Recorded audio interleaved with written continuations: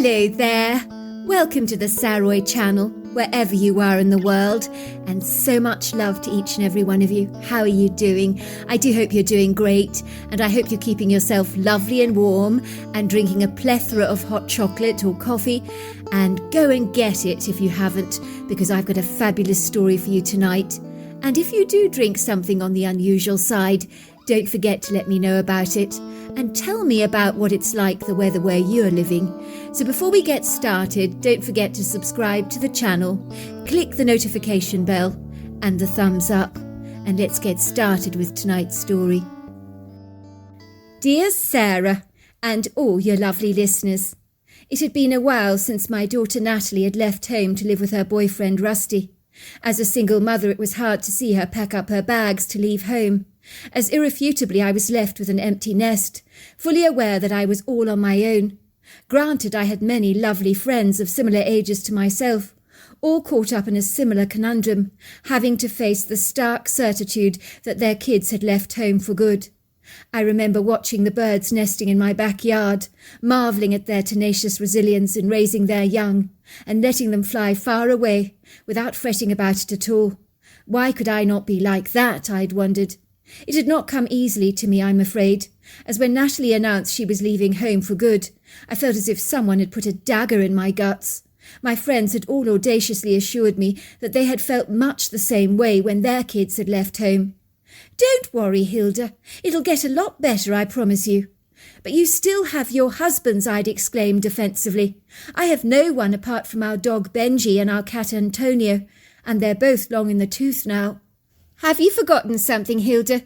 We live in a university town, for goodness sake. So if you want to bring some youthful vitality into your home, just advertise for lodgers. Your accommodation will be snapped up in no time at all. Of course, then you know what will happen. Your house will be inundated with young university students. Then you'll be begging for some personal space, forgetting that you ever felt lonely in the first place," they teased. "I'm not exactly champing at the bit to have a lodger," I had said, "but I do admit it might help alleviate the dreadful loneliness I feel." "But why are you lonely, Hilda?" my friend Janice had said, giving my hand a tight squeeze. "You've got us, and all you have to do is to pick up the telephone and give us a call. We'll be around your place in a shot." I said nothing, nodded appropriately at the right words, taking a sip of my Sauvignon Blanc, and inwardly squirming. I don't think my friends perceived or comprehended my abject plight remotely. They all had husbands after all. How could they? I'd only ever had children. My oldest daughter Tanya was married with 2 children. She was now living in Florida. My husband and I had got divorced almost a lifetime ago. I had never ever remarried. I remember waking up in the morning, feeling as desolate, isolated and barren as the Sahara Desert.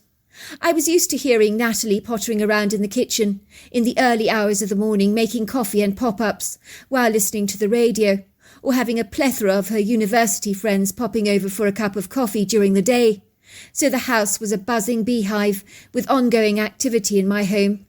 I was fortunate to live in a lovely semi-detached home in Boston, in a fabulous, youthful, vibrant, green leafy area, in the university town, with a plenitude of exciting things to do. But now with Natalie out of the way, I did feel very companionless, sequestered and estranged, terribly, terribly alone. It was rather like a big part of me was now missing. It was inevitable that now my journey through life would be entirely solo. I reassured myself that in only a matter of time I would feel a whole lot better about this prospect. I would soon adjust to life on my own.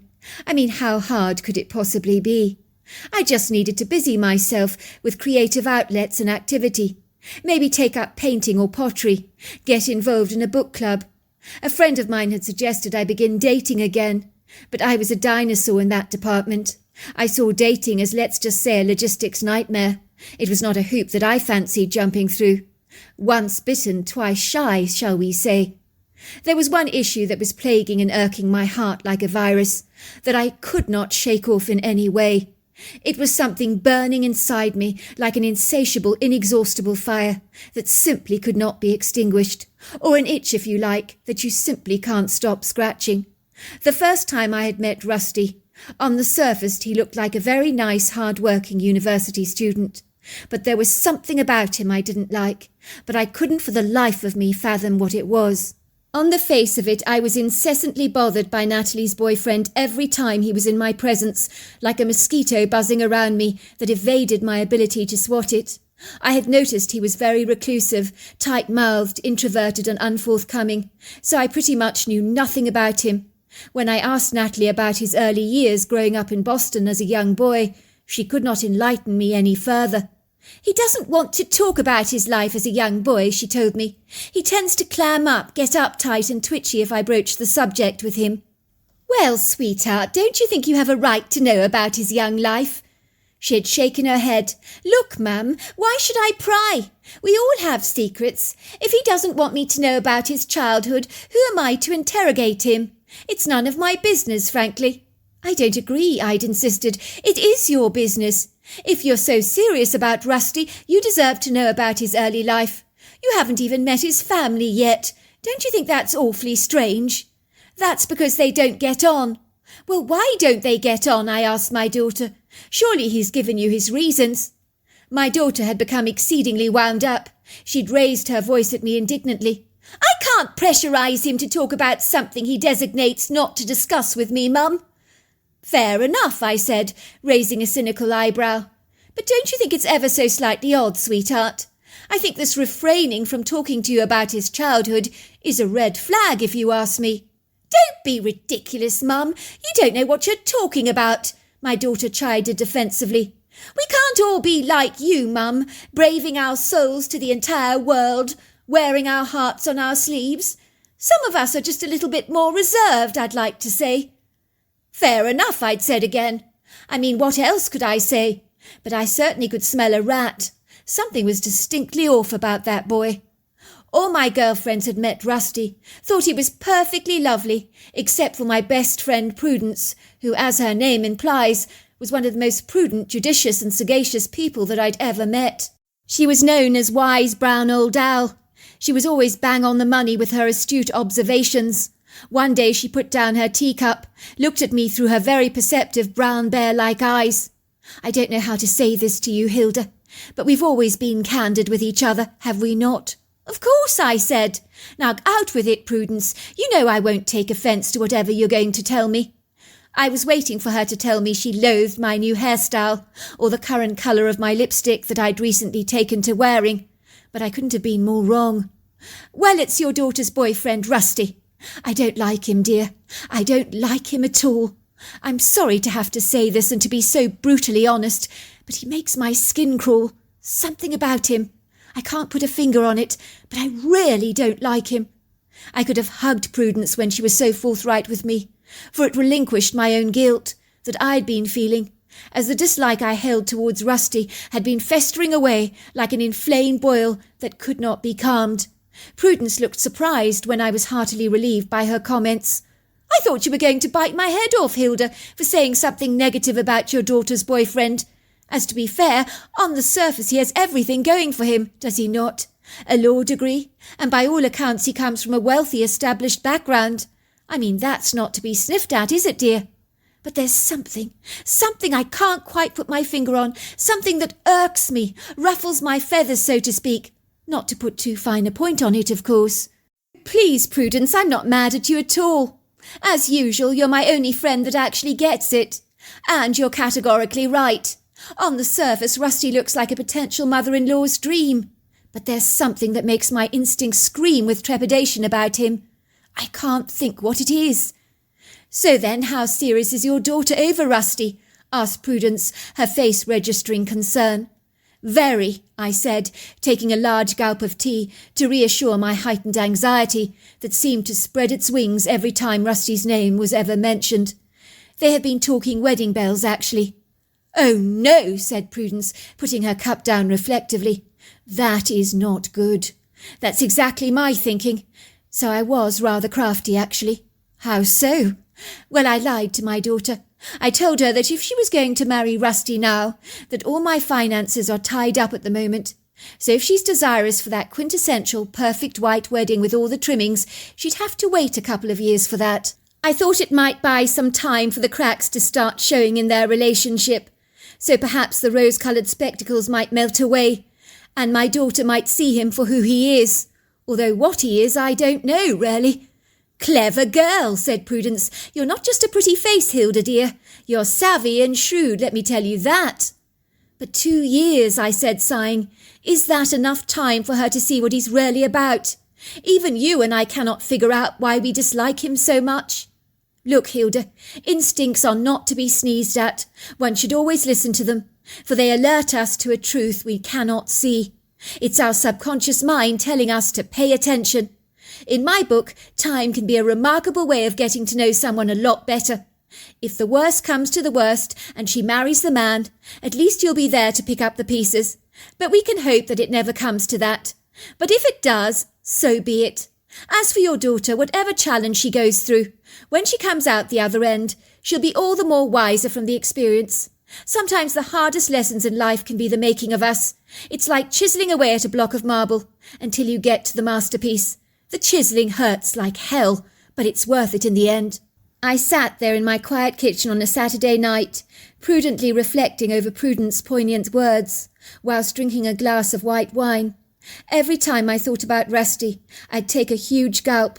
An uneasiness overcame me. Drinking the alcohol that I could barely taste, which was an awful pity, as it was an expensive bottle of wine, seemed to anaesthetize my troubled mind. What was it about him I didn't like? I glanced down at my feet. Our old black Labrador dog Benji was curled up beside my leg, snoring loudly, while my marmalade cat Antonia was spread out on my lap, coiled up into a round furry ball. It was funny how in this big house we were all curled up together like this, offering each other solace and comfort in the soundless place. Move, I said, putting Antonia on the floor, raising myself off the chair. I'm going to bed. I'm really tired. I could hear Benji and Antonio trotting behind me. I knew very shortly they'd be joining me on my oversized king-size bed, and in truth I would be very glad for their company. I climbed into bed, my weary exhaustion overtaking me, the inebriating effects of the alcohol dulling my overactive mind, so that the nagging feelings about my daughter were significantly stilled and suppressed. Before long I'd fallen fast asleep, but I awoken to hear someone moving around in my kitchen. I could hear a clanging sound and the tinkling of cutlery. What on earth was going on? I sat up in alarm, realizing with horror that someone had broken into my house. But who? My heart began to race as I tiptoed cautiously down the sweeping staircase, holding the fire poker from my bedroom fireplace in my hands. On reflection, I should have possibly called 911. Still, now that I was on the ground floor, I might as well take a peek to see who was loitering about in my kitchen. I could see the kitchen light was on. The brazen audacity of it all, I thought. Whoever had broken into my house wasn't even afraid of switching on the lights. Then I saw her. It was my daughter Natalie. She almost jumped out of her skin when she saw me standing there with the fire poker extended in my hand, ready to beat her up, as I peered at her furtively through the kitchen door. I had so nearly lashed out at her when I had seen the dark, unfamiliar silhouette moving towards me. "Mum! Oh my God, you scared me, the living hell out of me! Oh, I'm freaked out! You were standing there with that poker! Oh my goodness, I saw your reflection on the wall! I thought I was about to have my head annihilated by the axe murderer. Oh, sorry, darling. I heard a noise in the kitchen. I got frightened. But what are you doing in the house in the middle of the night like this?" "I thought you were with Rusty. I thought you were invited out to have dinner with him and his parents." Natalie burst into tears. That was when I noticed the ghastly pronounced black bruises around her eye. Her eye was so badly swollen that it was hidden behind a mound of inflammation, was almost extinguished by the surplus of excess skin that buried it like a chocolate button in a rounded doughnut. "How did this happen, Natalie? Who did this to you?" Natalie could barely say the words. Then she whispered, "Rusty." "But why, darling? I don't for the life of me understand." I took my daughter into the kitchen. Over another bottle of Sauvignon Blanc, which I really did not need, as I'd already overindulged, but I couldn't let her drink alone, I poured 2 glasses. The wine seemed to medicate my daughter's frazzled nerves, so finally she began to speak. "Mum," she said, looking at me earnestly, "there's something wrong with Rusty. I mean really wrong. He's not right in the head, Mum. He really is a very violent man, underneath the quiet reserve." "I never knew this before, Mum." I never had any idea about it, but last night I saw it for the first time. You see, I met his family at the family barbecue. I noticed the tension between Rusty and his family, who by all accounts are rather decent, convivial people, actually. Nothing like Rusty declared them to be. I took Rusty's brother Duncan to one side and cross-examined him. According to Duncan, he's always been predisposed to violent outbreaks. Really, I said. His brother told you that? Natalie nodded solemnly. I liked Duncan very much. His brother was terribly nice. He actually advised me to end things with Rusty. Really, I said, raising a questionable brow. Well, I never. His own brother said that to you? Now that is one for the books. He said that I was a terribly nice girl. I deserved to know what I was getting myself into. He told me that Rusty was institutionalized when he was about 12 years old. He did terrible things, Mum. He beat up his own parents and his own siblings really badly. At one time, his mother's head injury was so bad she was taken to accident and emergency. Another time he burnt the family house down. To a cinder, I gather. He even put a poisonous snake in his brother's bed once. He also put poison in a family casserole, which meant that the entire family, with the exception of himself, of course, had to be hospitalized and have their stomachs pumped. I gasped. That's appalling. Why would he do these dreadful things to his own family? I gather he has this insatiable anger. By all accounts, he was very quiet and subdued as a young boy. But whenever he got incensed about something, he became like a rabid dog. He would break things, become inflamed with anger, especially when he never got his own way. I gather he had no boundaries. He would physically attack his own mother. Sometimes it took more than 3 men to hold him down. It was like he was possessed by a demon. Well, how did they manage to calm him down then, I asked. He certainly doesn't strike me as violent these days. Well, he's heavily medicated now. He has to take these medications every day of his life to function well in normal society, so that it suppresses his violence. But his brother warned me, if he did stop taking those meds, there would be hell to pay, and that there was always the potential that something would set him off, even if he's on meds. It turns out he was right about that, she said, pointing to her eye. Why on earth would Rusty hit your eye like that? You see, what happened was Duncan, Rusty's brother, was telling me all these things. I think Rusty got jealous because he was viewing us from a distance. His imagination was in overdrive. He thought I was really hitting on his brother.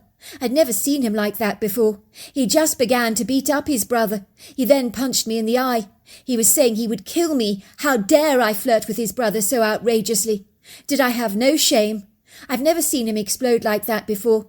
It was like he became completely unhinged. The whole thing turned terribly nasty. The police were invariably called. Rusty was taken away in handcuffs. When I saw him like that, Mum, it was like I was seeing him for the very first time.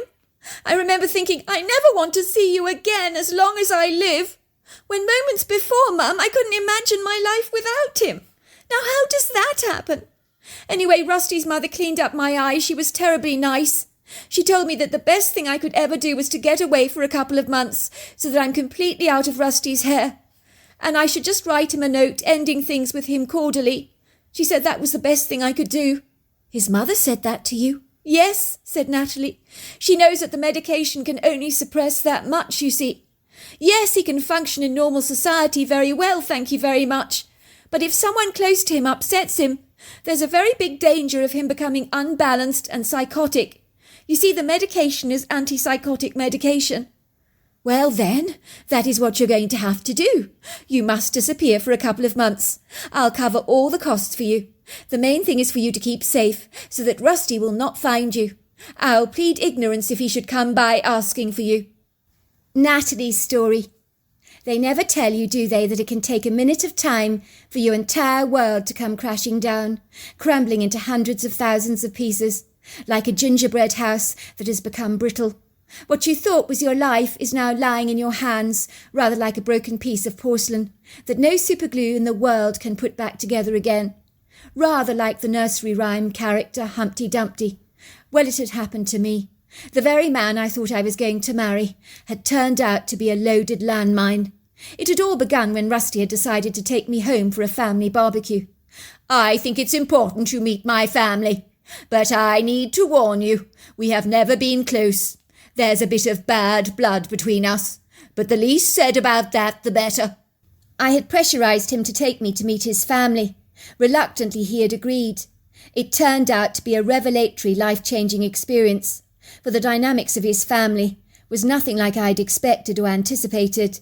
I was soon to discover he came from a solid family background and was raised in a loving, nurturing environment. This I had not expected, for in the past when I'd broached the subject about his ambiguous childhood, it was always quickly shut down.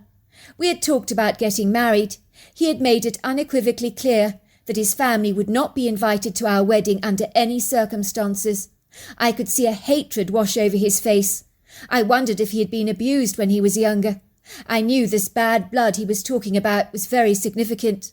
I wanted to get to the bottom of it, so I wasn't going to look a gift horse in the mouth. "I'd love to meet your family," I'd told him. As you can imagine, I was amazed that his affluent family lived 4 miles away from downtown Boston in Norfolk County, in the town of Brooklyn, 6 square miles of land, which is one of the largest towns in New England. It is the birthplace of the 35th President of the United States, John F. Kennedy, and is considered one of the best places to live in Massachusetts, so let's just say they were exceedingly well off, with very deep pockets. I have to say that when Rusty drove up the long meandering red brick driveway, framed by rolling, perfectly manicured viridescent green lawns, flower beds bursting with colourful perennials, a scattering of trees and perfectly manicured hedges of a colonial revival home, let's just say I was completely transfixed, as the ostentatious flamboyant house looked more like an imposing mansion than a house. It was a very large white 2-story mansion with huge windows, black shutters and a grey slate roof, along with a pedimented front doorway. "Your parents live here?" I gasped, suddenly feeling completely intimidated and so underdressed, realising that the jeans I was wearing didn't look appropriate for a home as sumptuous as this. "Don't feel intimidated. My parents are just regular people." Rusty had been absolutely right. His parents were indeed regular convivial people, not pretentious or conspicuously pompous in any way, which I'd rather suspected would be the case, before I saw their grand palatial mansion, that is. I couldn't fathom when we sat down to eat the sizzling delicious melt-in-the-mouth barbecue meat, with its aromatics caramelised-like smells, why his elegant, rather stylish, ill-at-ease mother kept giving me anxious, agitated glances. I had noticed that both Rusty's parents had given their son a wide berth when we had arrived on the scene. To be fair, his mother had managed to give him a half-hearted hug, saying, "It's nice to see you, dear." "And who is this that you have here?" she said, giving me a warm, welcoming smile. "This is my girlfriend, Mum. Natalie is her name. I thought it was time you met her." "I see," said her mother, eyeing me up and down with a worried look on her face. I could see her recoil and shudder almost as if she was afraid of her own son when he brushed past her in the entrance hall. It was like she actually flinched, as if she half expected him to punch her. Rusty's father appeared to be very guarded in his conversation, while he kept his wary eyes pinned on Rusty, as if he felt his own son could not be trusted. While we were sitting eating the most delicious meat at the table, the awkwardness had been so unsettling, as no one had said anything. The conversation had been as stiff as a starched collar. I knew something dramatic had happened in this family, as even Rusty's 2 brothers looked as if they would rather be anywhere else in the world than having lunch with their older brother. I was sure I could pick up a fearful energy. You don't imagine something like that. "It's very kind of you to have invited us over for this barbecue," I'd said, desperately trying to find some conversation. "I've been looking forward to meet you. Rusty's told me an awful lot about you." Of course, that was a big lie, but it sounded good, didn't it? "Has he?" said Rusty's mother, eyeing her son dubiously, while taking a large glug of her wine. For a moment it almost looked as if she was trembling. What the heck was going on? It was as if this entire family was intimidated by their own son. I needed answers, so I whispered to Duncan, Rusty's brother, that I needed a private word with him. He had whisked me away to a private spot under a large oak tree, in their yard, with eyes that, if I was not mistaken, looked to be full of trepidation. "What do you want to know?" he asked me with a defensive tone in his voice. "I want to know why your family is behaving in such a weird way, as if they're scared stiff of Rusty. What's going on? It's war wounds, he said. Baggage we carry from our past experiences with him. It was then that Duncan opened up and told me about a grievous, harrowing childhood, wrought with consternation, apprehension and inquietude, as living with his brother Rusty was like living with an untamed beast, who could lash out at you potentially at any time, pouncing on you, tearing you apart. For he was as temperamental as the weather. One minute he could be terribly congenial, the next minute a menacious monster, out for your blood. He was out of control, Duncan told me. We knew our lives were in perilous danger. We would lock our bedroom doors every night. We knew that Rusty was capable of great evil. You see, when he got mad, he lost control. He didn't know how to stop his anger. But I don't understand. He seems so normal now. I've never seen a violent side to him at all. Normal? Is that what they call it now? Scoffed Duncan, raising a cynical brow. How normal can taking hundreds of pills every day be to suppress your volatile tendencies? Oh, he told me those were vitamins. Duncan nearly choked on his drink. Is that what he said? No, they are not vitamins. They're serious antipsychotic drugs. They're the only reason that he's allowed to live a normal life. Without them, well, let's just say he can become exceedingly violent, very volatile. What's going on here? Said Rusty, coming up to us with a large glass of craft beer in his hands. This looks very cosy. A little too cosy by all accounts, brother dear. I told her, Rusty. I told Natalie. She deserves to know the truth. I told her those pills you are taking are not vitamins. I could see now that Rusty was seething.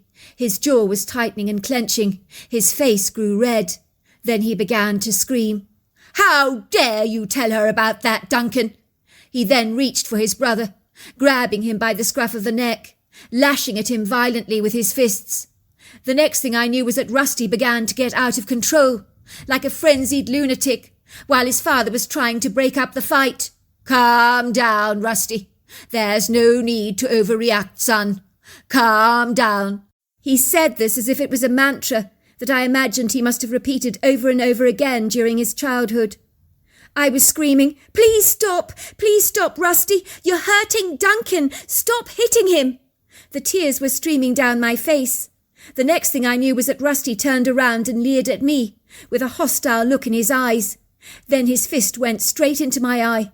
As for you, why were you outrageously flirting with my brother? I did not even scream as his fist went pounding into my eye. I stared at him as the blood ran down my face. I remember thinking, I don't know this man. Everything happened so fast, as it always does in cases of shock. The police were called. Rusty was taken into custody, and then his mother attended to my wound. I'm very sorry, dear. You see, my son cannot function in society like you or me. He visits his therapist 3 times a week in order to see how he's doing. He's taking medications to suppress and manage his anger. But when Duncan told you about his mental history, that pushed him over the edge. That's all it takes. Something that gets him to get really mad, and then he can just lose it all. My advice for you, my dear, is to get away for a couple of months, to let the dust settle. End things with my son for your own good. Please do. You don't want to be walking on eggshells for the rest of your life, wondering if anything you might say could potentially trigger an explosive situation. You seem like such a lovely girl. You don't want to marry my son. He is expected to tell any potential bride of his about his condition. But I know my son, and I know he won't. He'd be too frightened to lose you. That's the problem. So now here I was, having taken Rusty's mother's wizened advice. I took an almost 4-hour flight to Charleston, West Virginia, and now a taxi was taking me on a long journey to a remote little cabin tucked away in the heart of the West Virginia countryside. I had done some grocery shopping in Charleston. I was biting my lips, wondering how I'd keep myself busy in a remote cabin for 2 months. Still, it had to be done. Besides, I told myself it's going to be fun, a perfect opportunity to spend some time with myself, which would be an experience of a lifetime, as having been around people all my life, I had never really been on my own. The friendly taxi driver drove down so many backcountry roads, past pretty farms, little barns, flowering meadows, mountainous valleys, lakes and fields, filled with horses and cows. "Nearly there," he said, glancing at me through the visor mirror. "Nearly there." The taxi turned down a dirt road, where the dirt was siphoned up in the air, while the stones on the side of the road began pelting the car's undercarriage with pings and bangs. "There goes my clean car," said the taxi driver, chuckling, as he drove down the precarious path towards the tiniest, really very charming wooden cabin, nestled in a pretty flowery meadow, surrounded by a backdrop of tall, imposing trees. "Very charming," said the taxi driver. "What a delightful cabin. Are you a writer by any chance?" "Actually, no, I'm not. Why do you ask?" "Well, it's only because it's often writers, poets and painters I tend to drop off in remote locations like this, where it's terribly beautiful. They always tell me places like this inspire the creative juices to flow. One lady, a famous writer I know, she had writer's block for over 2 years. Couldn't put a pen to paper. She came out to a cabin like this. Within a month she was well on her way to writing a bestseller. I must say, if I stayed in a place like this, I would write a masterpiece myself." "Oh, so you write as well?" I asked curiously. "No, madam, I don't," said the taxi driver, giving me a big wink and taking my suitcase out of the trunk. "What I'm saying is that even the most uncreative people who can't string 2 words together are going to have more imagination in a place like this, surely." "Maybe you're right," I said, glancing around at the stunning views. "The place is spectacular, dreamy, romantic." "So why are you here, then?" asked the taxi driver, "if I may be so impertinent as to ask you.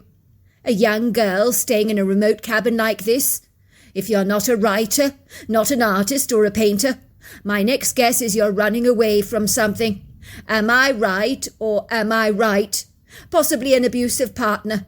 I'm guessing that by the nasty black eye of yours." "You're right," I said. "You've hit the nail on the head there." "Well, if you ask me, you're well rid, and this is a perfect place to hide out." "Maybe, but I'm just concerned that I'll not cope with being alone in a place like this." "You've never been alone before?" asked the taxi driver in surprise. "No, I can't say I have." "There's nothing like it. It's a treat to be with yourself, without a solitary soul in sight, you mark my words. As my wife says, solitude is very good for the soul. The trouble with our lives these days is we're all far too busy, way too hectic. So slowing down and connecting with nature is a very enriching experience indeed." The taxi driver pulled out his card. "The name's Dan. If you need to go shopping in Charleston for some shopping, give me a call. I'll give you mates' rates, I assure you." "I will," I said. "Thanks, Dan." It was after Dan drove his taxi down the driveway. I now realised I was truly alone. I didn't feel apprehensive or nervous as I'd expected to. Instead, the idea of being on my own was actually growing on me, rather surprisingly. After the shock of realising the man I believed I loved was not whom he appeared to be, maybe being on my own was the perfect way for me to heal. If nature could cure writer's block, then it could almost certainly heal my broken heart. I settled into the rustic cabin so seamlessly. I'd rented it out from a local farmer. He left me a note saying, "Welcome. We'll pop around to see how you're doing. Need anything, don't hesitate to call."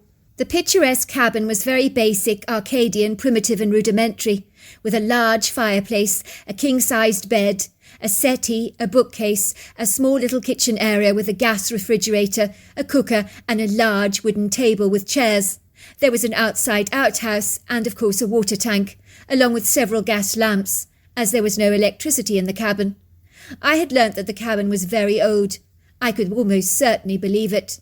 It looked rather like an old miner's cabin, but in its rustic simplicity it was incredibly charming. In the days and weeks that followed, I settled into my solitary life as seamlessly as a duck to water, which surprised me most of all.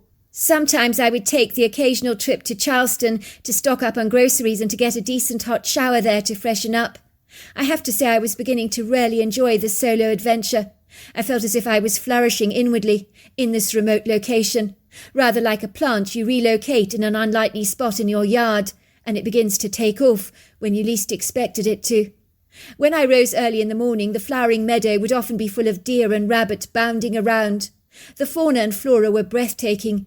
The rear side of the cabin was heavily flanked by towering oaks, red budwoods, honey locusts and pine trees. There was a pretty little stream that meandered through the woodgrove, where the fast-moving water whacked its white foaming waves against a kaleidoscope of different colourful rocks. There was also a small little rocky embankment on the side of the stream, with hundreds of smooth rocks that jutted out of it, that became perfect chairs where you could sit over the water. It was ironic that the taxi driver had talked about writing, as I began to start writing poetry. My creative juices were inspired in such an idyllic, tranquil and natural environment. I would sit on one of those large, smooth rocks by the water. I would begin to write. Sometimes I was there for absolute ages, losing all track of time, as the day melted away all too quickly, like a fast-burning candle on its wick. I would take an early morning walk, moments after the sun rose over the valley into the woodgrove. There are no words to describe how transfixing this glorious place was, especially when it burst forth to life with the chirrups, tweets and warbles of birdsong. I'd often encounter random wild animals, like a stray fox, deers and squirrels. I loved how green and viridescent the forest was, how the towering majestic trees seemed to almost hug me with their convivial energy. I adored the way the soft shafts of sunlight danced through the open canopy, bespeckling the floor in a soft ethereal light. Some of those trees were so masterfully tall, I would practically have to crane my head just to see their leafy boughs.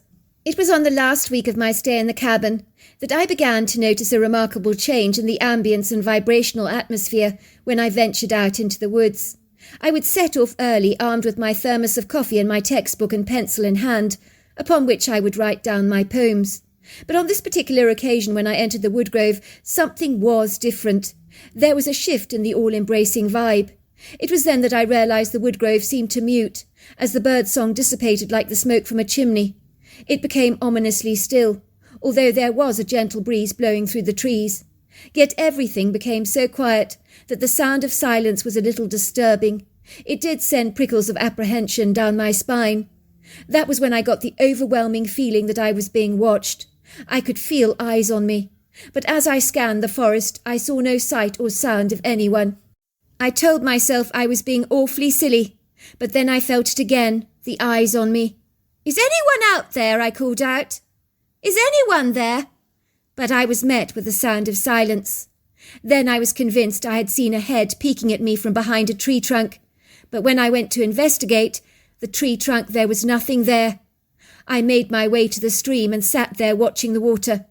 As I was sitting there, something began throwing little pebbles at me. "Is anyone out there?" I called again, but I was met with silence. I could swear I'd seen a head behind a branch, peeking at me. I kept reassuring myself that I must have been imagining things. That night I must have been woken up in the early hours of the morning at about 1 o'clock. I was awoken to the inauspicious, portentous sound of something heavy-footed and ponderous stomping around the cabin. Whatever it was, it sounded big. I sat bolt upright in bed with a start. It was the first time in my stay at the cabin that I began to feel seriously afraid. I could feel the hair prickling up at the back of my neck. Something was out there, but what? I grabbed the fire poker from the fireplace and proceeded towards the door of the cabin, putting my ear to the door. Oh my God, something was out on the wooden deck, but what? I could hear a thumping sound, and then the feet moved away and were thankfully gone. I began to breathe again. Relief washed over me like a cool, refreshing shower. I cautiously opened the front door. There on the outside table were 2 large, gleaming, freshly caught beautiful bass, along with an old ice cream container filled to the brim with big, sweet, juicy berries. That was when I discerned the farmer who was letting the cabin out to me must have dropped off these gifts. I had been told he might pop around, but in the middle of the night like this, scaring me half to death, was a bit unreasonable, wasn't it? Needless to say, he had redeemed himself, dropping off these fish for me, I thought. I remember my mother telling me that my grandfather used to thoroughly enjoy a spot of nighttime fishing. Perhaps the farmer engaged in a similar pastime, I thought.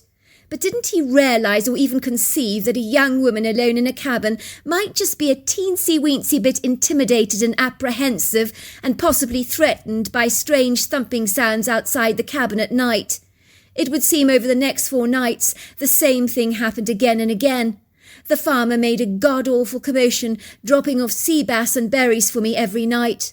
But by then, after hearing the strange sounds, I no longer felt afraid. I had left out the clean ice cream container on the wraparound porch. It was refilled every night with big fat juicy berries. I decided on the last night of my stay at the cabin that I seriously needed to personally thank the farmer for leaving me behind such generous fish every night. By all accounts, I'd been frying that fish on the gas hob in butter, parsley, lemon juice and garlic for supper. I've never tasted such buttery fish that melted in the mouth. Believe me, I frequented some of Boston's best seafood restaurants. This fish trumped anything I'd ever eaten there. I imagine the farmer must be a spectacular fisherman to procure such large prime specimens. Then there were those fat, juicy berries I ate every morning with yogurt, and they were the juiciest berries I've ever eaten. I knew such bounteous magnanimity needed to be rewarded.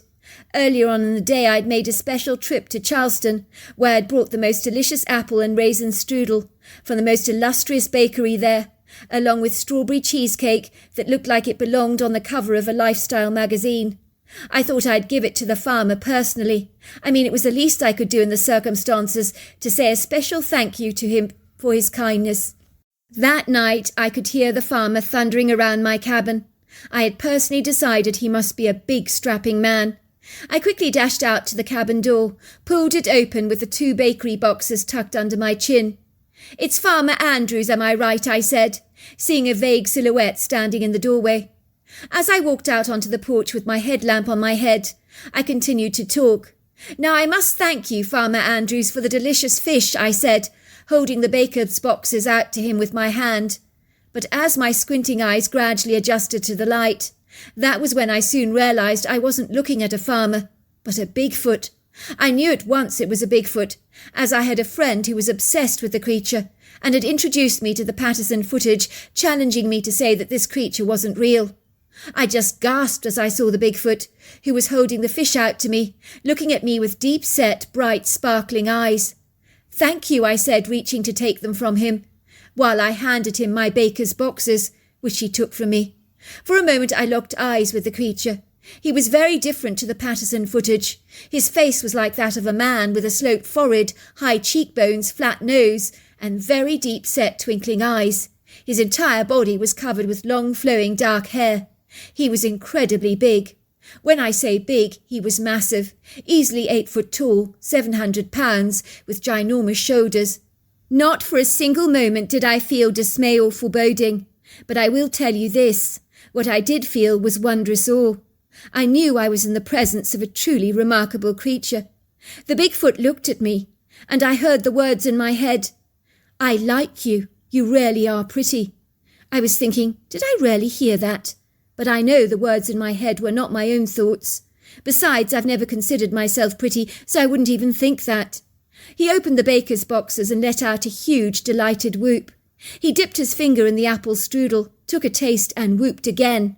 I laughed because his expression was rapturous, as if I'd given him a cheque for $1 million. But when he tasted the strawberry cheesecake, let's just say the whoop went up several more syllables. He took another big bite. "Thank you so much for the fish," I said to him in English, "and the berries. They were wonderful." The creature nodded at me, and I swear he smiled. I watched him gliding away into the forest. He was carrying the baker's boxes with him, looking terribly pleased, glancing over his shoulder at me a couple of times. Then he was gone. The next morning when I awoke up, the farmer who'd rented me the cabin arrived on the scene to apologise profusely that he hadn't popped over to see me sooner, to ask me how I was doing. But his elderly mother had been poorly, so he'd been visiting her regularly in a nursing home. Suffice to say, when I returned home, I discovered that Rusty had been admitted to the psychiatric hospital for further treatment. He wouldn't be coming out of the place for another 6 months, so I need not have spent 2 months of solitude in a cabin. But I'm so glad I did, as in this transfixing, magnificent place, I found nirvana. I found the beauty of solitude, the joy of a butterfly darting over a flower, the pleasure of watching water crashing over the rocks, the majesty and grace of the tall imposing trees in the wood grove, a talent for writing poetry, and an anomalous encounter with a Bigfoot that might just have fancied me a wee little bit, hence all the generous gifts he brought me daily, that I'm so glad I reciprocated. So there you are. That's my story. Wow, what an incredible story. Until next time, goodbye and good night.